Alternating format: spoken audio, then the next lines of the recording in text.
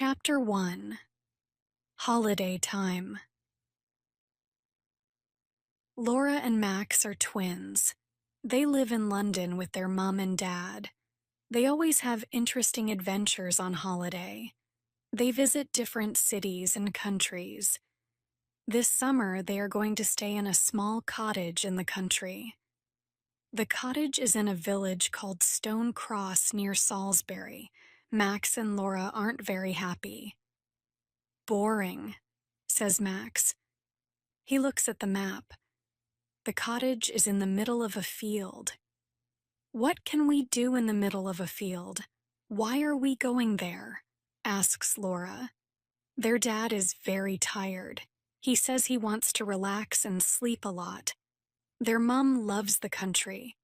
She wants to walk and paint. It's a very beautiful part of England, she says, full of culture, tradition, mystery. Mystery, say Max and Laura together. Mystery. Okay, let's go. Chapter 2. Stone Cross. The next day, Uncle Stephen and Auntie Barbara arrive. They have lots of suitcases. This year, the two families are going on holiday together. Mom drives her car. Dad sleeps. Dad always sleeps. Uncle Stephen and Auntie Barbara follow in their slow old car. 2 hours later, they arrive at Stone Cross and find their cottage in the middle of a field. There are green hills, beautiful cottages, flowers, sheep, and cows everywhere. It's lovely, say Max and Laura. It's perfect, say Mom and Auntie Barbara. Dad says nothing. He is sleeping in the car. What do you think, Stephen? Do you like it? Uncle Stephen doesn't answer. He is looking into the distance. His eyes are very black and strange. What's the matter, Stephen? Asks Auntie Barbara. Don't you like the cottage? Yes, it's wonderful, he says. Come on, everyone. Let's take these suitcases inside. Wake up, Andrew. Dad wakes up. Where are we? We're here at Stone Cross. Come and help. We must take the suitcases into the cottage. They take the suitcases and go inside. But Uncle Stephen waits. He wants to talk to his wife, Barbara. I must tell you something, he says. His voice is very serious. This place? Yes, darling. This place is in my book. Do you remember the book I am studying about mysteries? But Stephen, that book is very old. It's full of strange codes and secret messages. Exactly. Don't you understand? This is the place where you... Come on, Barbara, come on, Stephen shouts Mum from the cottage. We're coming, Uncle Stephen and Auntie Barbara answer. But when they walk to the cottage, their faces are white. They look very worried. Chapter 3. Mr. Carter and Mrs. Black. The cottage is big. There are 4 bedrooms and 2 bathrooms upstairs. Downstairs, there is a big kitchen, a living room, and a study. Uncle Stephen wants to use the study. He must finish some work during the holiday. Uncle Stephen is a historian. What does Uncle Stephen do exactly? Laura asks. Her mother replies, he studies history. Max is confused. But I study history too, at school. But it's not my job. Yes, but Uncle Stephen writes books about history. He thinks about history. He tries to understand the things that no one understands. For example, asks Laura. Well, Mum replies. For example, the mystery of Stonehenge. So what about Stonehenge? What is its mystery? No one really knows. A husk, Uncle Stephen. Tomorrow we can go to see it. Suddenly there is a knock at the door. Mum opens it and an old man comes in. He has white hair and an angry face. "My name's Carter," he says in an angry voice. "I look after this cottage. Is everything okay? There is wood for the fire in the garden. There are sheets and pillows upstairs. If you have a problem, tell me. Have you got any problems?" Now Mum remembers. Yes, Mr. Carter is the caretaker. He looks after the cottage when no one is staying in it. "Thank you, Mr. Carter. It's very kind of you, but we have no problems." Mr. Carter wants a problem to solve, so he is not very happy. He goes to the door, then he stops suddenly, turns around and looks at them. "Mrs. Black is coming," he says. "Mrs. Black is coming soon. Be careful." He opens the door and goes out. "What?" asks Mom. "Who is Mrs. Black?" asks Max. "And why be careful? Is she dangerous?" asks Auntie Barbara. "Probably a witch of Stonehenge," says Laura. Everyone laughs. "Don't talk about things you don't understand," says Uncle Stephen. There's another knock at the door. They all stop. There is silence in the room. Max opens the door. No one speaks. "Hello, everyone," says a happy voice. A woman comes into the cottage. She is quite old, fat, but she is pretty. She has blue eyes, silver earrings, and a big pink face. "Hello, my name is Mrs. Black." Mrs. Black is a housekeeper. She helps with the cooking and cleaning. When a family comes for a holiday in the cottage, she helps them. She lives in a different cottage in the village with her son. Mrs. Black is very nice, and they start to relax. Later, they eat a big dinner and then say goodbye to their new friend, the housekeeper. They are very tired, and soon everyone is sleeping. Everyone but Uncle Stephen. He can't sleep because he is thinking about the book he is studying. Chapter 4. Laura and Max explore the village. In the morning, Laura and Max decide to explore the small village of Stone Cross. "Bye, have a nice time. Come home for lunch at 01 wow," says their mother. In the square, there is a post office, a baker's, a Green Roses, a newsagent's, and some other small shops. "Let's buy something to drink in this newsagent," says Max. It's very hot. A woman is working in the shop. They say good morning and smile at the woman, but she does not smile at them. She looks at the twins with cold eyes. "You two aren't from Stone Cross. What do you want?" The woman is not very friendly. "2 cans of Coke, please," says Max. £1.60. She gives them 2 cans of Coke and they give her the money. The woman's cold eyes do not change. "Tourists don't usually come to Stone Cross," she says. Her voice is cold too. "It's not a good idea. Remember that." "Yes, okay, thank you. Goodbye," says Laura. They run out of the shop very quickly. In the square, the sun is shining. Everything is normal again. "Wow, there are some strange people in this village," says Max. They walk along another street, and suddenly a man appears. He is not very old. He is wearing a dark suit and a tie with a strange design on it. The twins stop. The man smiles. He says, "Hello, hello, 2 explorers in Stone Cross. Are you on holiday? Are you having a nice—" "Yes, yes, thank you," replies Laura. "My name is Martin Knight. What are your names?" "Max and Laura Morell," they say together.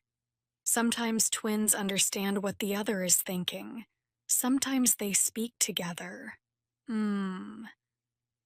Morel, is your father the famous historian Stephen Morel?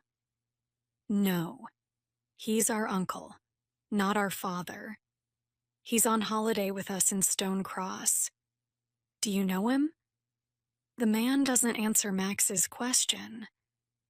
I see Stephen Morel is here in Stone Cross. Very interesting. And tell me, what is he studying at the moment? Oh, a really old book about mysteries and secrets. Sorry, Mr. Knight, but it's very late. We must go home and have lunch. Laura stops him. Come on, Max, it's time to go. Can we meet tomorrow? Says Martin Knight. You can tell me about your uncle's old book. Okay, says Max. Come on, Max, says Laura, and the twins go back along the road. Sorry, Max, but I don't like that man, explains Laura. He wants to know about Uncle Stephen and his books. But Uncle Stephen is very famous. Lots of people want to know about him. I know, but this man is different. I can't explain why. Not everyone is strange in Stone Cross. Think of Mrs. Black. She's a nice, normal woman. Yes, you're right, sorry. But now it's 1:45 and we must go home. Chapter 5. A Visit to Stonehenge. When the twins get home, everyone is waiting for them. Mrs. Black is there too. What do you think of our little village? She asks. The village is lovely, but some of the people are strange, replies Laura. Mrs. Black laughs. I know. Don't worry about the people. They don't see many tourists. Not many people come to Stone Cross. Are you ready to go to Stonehenge this afternoon? Looks, Annie, Barbara, Mrs. Black says. Ah, you're going to Stonehenge. It's nothing special. A circle of old stones, that's all. Stonehenge is near the village of Stone Cross. They take the cars, and in 20 minutes, they are there. Laura suddenly shouts, Look, there it is! There it is! And down in the valley they see Mrs. Black's circle of old stones, each spectacular, says Uncle Stephen. It's incredible, says Mom. It's magnificent, says Auntie Barbara. Well, says Laura. It's not very big, says Max. Shut up, Max, says everyone. Andrew, what do you think? Do you like Stonehenge, Andrew? Dad doesn't answer. He is sleeping in the car. Andrew, wake up now. This time Mum is very angry. Around the stones, there is a fence. People can't touch them, but they can go very near and take photographs. Let's get an audio guide, suggests Mum. You listen and it tells you the story of Stonehenge. Everyone gets an audio guide, and they start to walk around the enormous stone circle. Uncle Stephen walks in the opposite direction and looks at his old book of mysteries. He reads something and then looks at the stones. Then he walks away. He looks at the hills and the trees near the, 3 hills around the stones. Yes, it is a type of triangle, he says to himself. Then he looks at the stones again. Uncle Stephen is thinking. Half an hour later, the others return. Stonehenge is fantastic, they say. But Uncle Stephen is not listening. He is reading his book again and looking at the stones and the hills around them. Time for something to drink, says Mum. They all walk to the small cafe near the tourist shop. Come on, Stephen. Are you coming with us? Finally, Uncle Stephen puts his book in his bag and follows the others. Chapter 6. The family finally gets back to the cottage.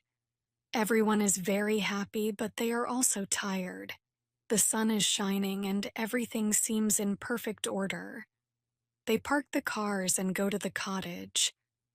"That's strange," says Dad. "I can't move the key. I can't open the door. Let's try the other door," Mom says. They walk to the small door at the back of the cottage. Suddenly, everyone stops. The door is open. "Impossible," says Laura. "Only Mrs. Black has got a key." Mom and Auntie Barbara scream, they say. Inside the cottage, there is chaos. The cupboards are empty, the drawers are open, and things are on the floor. "Our money," says Dad. "My jewelry," says Mom. Uncle Stephen says, "What's missing?" "We must phone the police." They look in all the rooms, but nothing is missing. "Look, our money is here." "The thief doesn't want money," says Dad happily. "And look, my jewelry is here." "He doesn't want my diamond ring," says Mom. "So why? What is interesting for a thief here?" asks Max. Uncle Stephen's face is very serious. "I think I know the answer to that question. This is what the thief wants," he says, and takes the book of mysteries from his bag. "That old book? But why?" asks Max. "I am studying the mystery of Stonehenge. Some people think that it is an ancient computer," Uncle Stephen explains. "I don't understand," says Laura. "Ancient people understood lots of things that we don't understand now. Things about the stars, about energy, mathematics, and communication. We think that Stonehenge is an enormous computer. It connects information to other ancient computers around the world. Like the pyramids," says Laura excitedly. "Exactly. Perhaps these computers communicate with spacemen too," says Max. Uncle Stephen continues. "My old book of mysteries has a secret code, but there is a symbol I don't understand. I want to understand this symbol because I want to understand Stonehenge. This computer can be very dangerous because bad people can use the information. We must protect the book. Do you understand?" "Yes," they all reply. "Now let's tidy the house. Everyone must keep their eyes and ears open." "Yes," they all reply. The twins are tidying the house. Suddenly, Laura stops and says, "Max, look, what do you think this is?" She gives her brother a small silver object. It is round with a triangle and a strange cross in the middle. It's got a pin at the back. It's a brooch. Yes, perhaps it belongs to the thief. Let's give it to Uncle Stephen. They tell their uncle the story, and he looks at the small object. He puts it in his desk, and his face is serious. He doesn't say anything. Max and Laura go into the living room. "There's something strange about that object, Laura," says Max. "I know that symbol." "Yes," says Laura. "Me too. I recognize it. But where from?" Chapter 7. A Noisy Night. At 07, calm Mrs. Black arrives. She helps cook the dinner and listens to the story. "Terrible," she says. "Every summer there are thieves in Stone Cross. They know there are lots of tourists, you see." "But you say that tourists don't come here?" answers Laura. "Uh-oh, yes. Oh well, it depends. Some summers there are a lot. Some summers there aren't a lot." Suddenly a telephone rings. It is Mrs. Black's mobile phone. "Oh, excuse me," she says, and smiles at everyone. She goes to the hall and speaks in a soft voice. "Yes, yes, okay, don't worry. Everything's all right. I don't know. Perhaps tonight. Perhaps tomorrow night. Okay, bye. My son," she explains. "He's 27 and he doesn't know how to cook. Can you believe it?" Mom laughs. "I'm sure he prefers your wonderful cooking." Later that evening, everyone is playing cards together. Mom is winning. She always wins. Mrs. Black says, "Who wants a nice cup of hot chocolate during the evening?" And at night it is cold in the house. They say, "Yes, please, Mrs. Black." But Laura says, "No, thank you." The housekeeper seems offended. "Why not?" she asks angrily. "Hot chocolate helps you sleep." "I can sleep with no problems, thank you," replies Laura. Mrs. Black is not very happy, but goes to the kitchen to make hot chocolate for the others. It is creamy, chocolatey, and delicious. "This is wonderful, Mrs. Black. What is the special ingredient? Do you have a secret recipe?" asks Moom. "It's my grandmother's secret recipe," she says. She says and laughs. She says, "Good night," and goes home soon. Everyone is very sleepy and goes to bed. Only Laura isn't tired. It is the middle of the night. Outside the sky is full of stars, but there is no moon. Everyone is sleeping. Mom is dreaming, and Dad is snoring. Suddenly, Laura sits up in her bed. There is a noise. Someone is downstairs. She relaxes. It is probably her father. He sometimes gets up and sleepwalks, but no, she can hear her father. He is snoring in his bedroom. She gets up very quietly. Yes, there is someone. The noise is in the study. She goes downstairs. She is very quiet.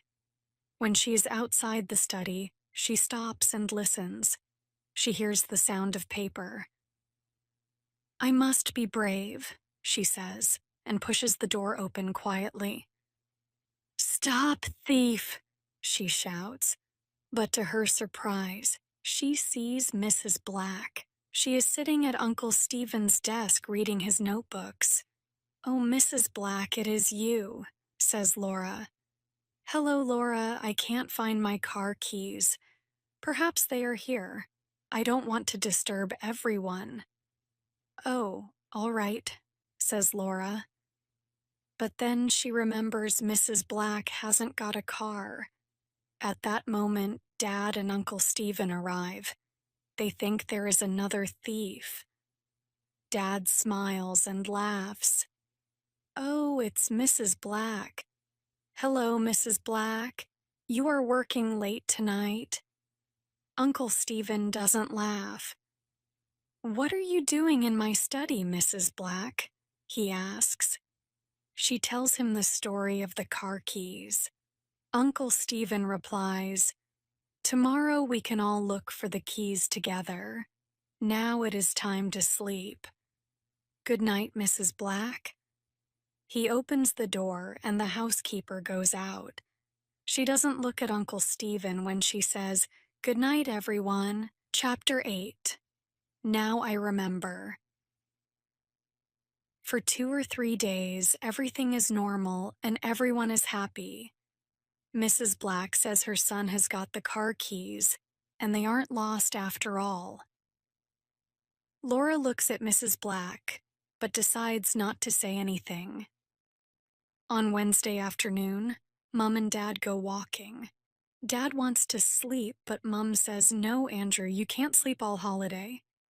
"Oh, all right," he replies, but he is not very happy. "What about you, Stephen? Come with us." "No, thank you. I must work." Auntie Barbara laughs and says to Mom, "Sarah, your husband sleeps all the time and my husband works all the time." "Don't laugh, Barbara," replies Uncle Stephen. "My work is very important." Everyone laughs sometimes. Uncle Stephen is very funny. "Today I want to work a lot. Please don't disturb me," he says, and goes to the study. "Can I come with you too?" asks Annie. Barbara. "Of course," they reply. They all put on their walking boots and say goodbye to the twins. Max and Laura decide to explore a different part of the village. In the village, there is a small hill. It is a strange shape, and on the top, there is a stone cross. The village probably has the name Stone Cross because there is a stone cross on the hill, says Laura. "Very clever, Sherlock," says her brother. They look up to the cross on the hill. Two people are talking near it. The sun is behind them, and the twins can't see very well. "Who are those two people?" they ask together. "Mrs. Black and Martin Knight." "Let's go and listen," says Max. "No, Max," says Laura. "We must listen to it." Suddenly she stops. Her face is white. "Max, now I remember." Max's face is white too. He remembers the same thing. "I know." "Me too." "The symbol." "Yes." "I know where it comes from." "Yes." "Mrs. Black's earrings." "It is the same symbol." "What?" "I remember it from Martin Knight's tie." "What?" "This means Mrs. Black and Martin Knight know the thief. Perhaps one of them is the thief." "Do you remember Mrs. Black reading Uncle Stephen's notebook? Do you remember Martin Knight's questions? What can we do?" "Come on, Laura. Follow me," says Max.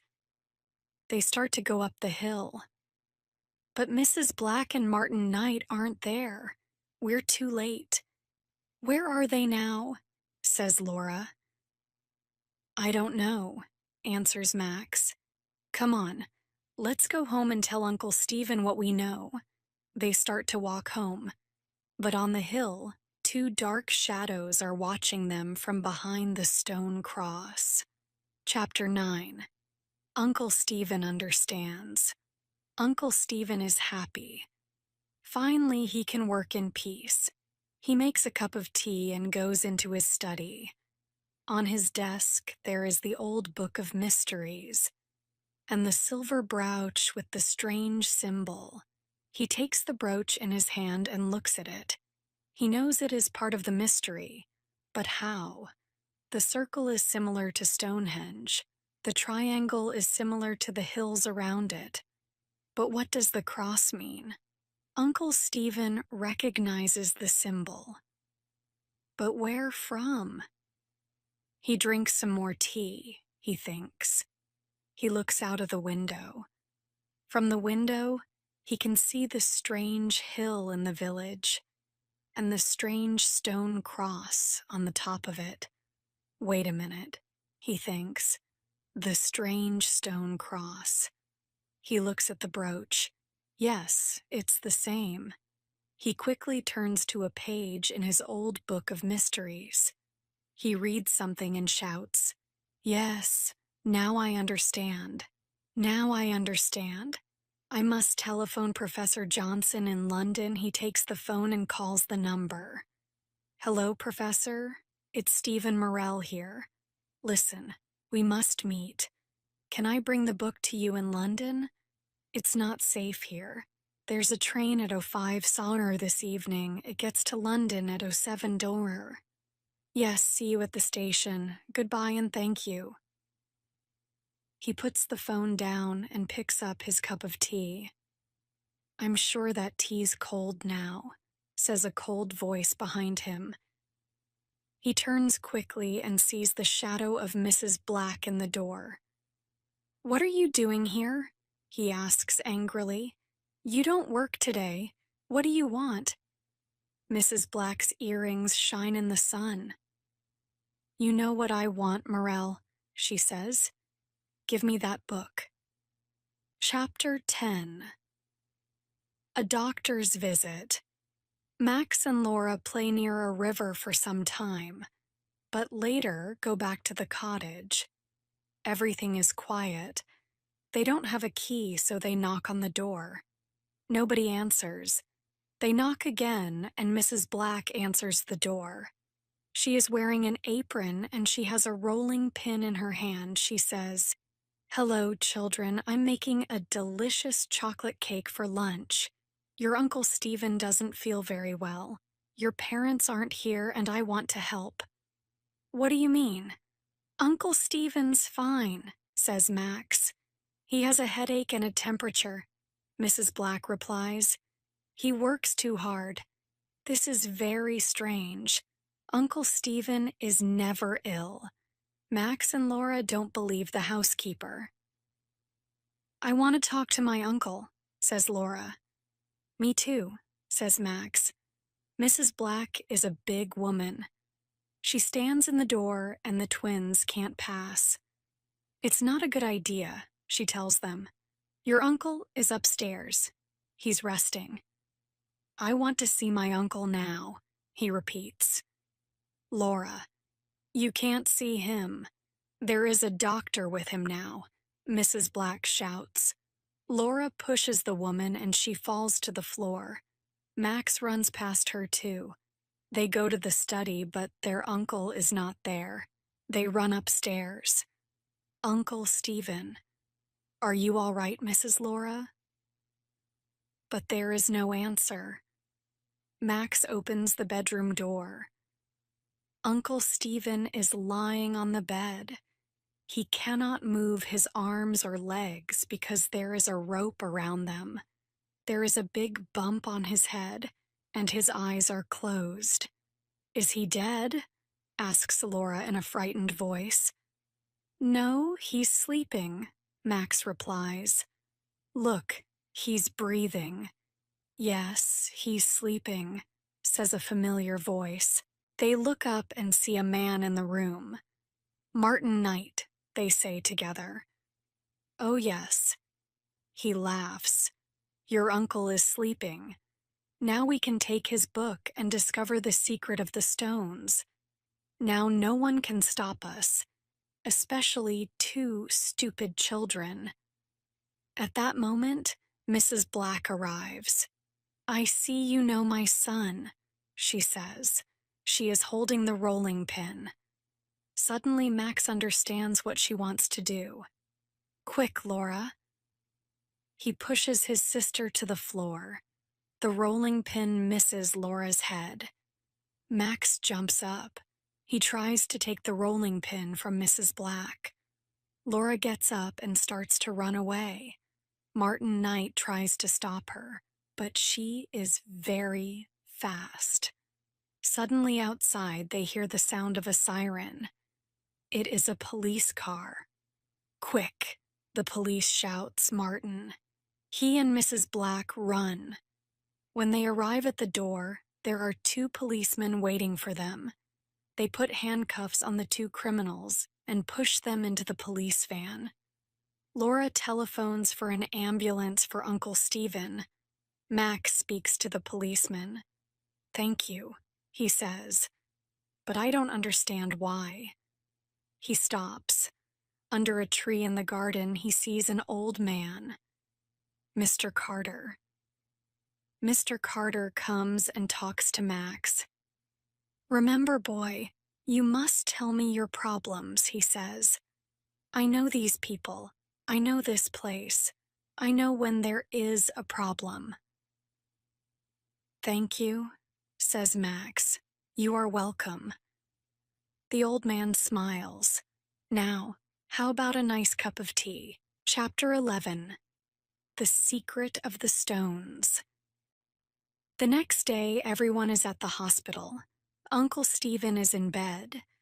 The doctor says that there is only one problem: the big bump on Uncle Stephen's head. Uncle Stephen opens his eyes. Hello, Barbara. What day is it? It's Thursday, darling. Oh, hello, Andrew. Hello, everyone. What are you doing here? Don't you have school today, children? It's the summer holiday, Laura replies. We're in Stone Cross, remember? Stone Cross holiday. No, I don't remember. We're in London, I think.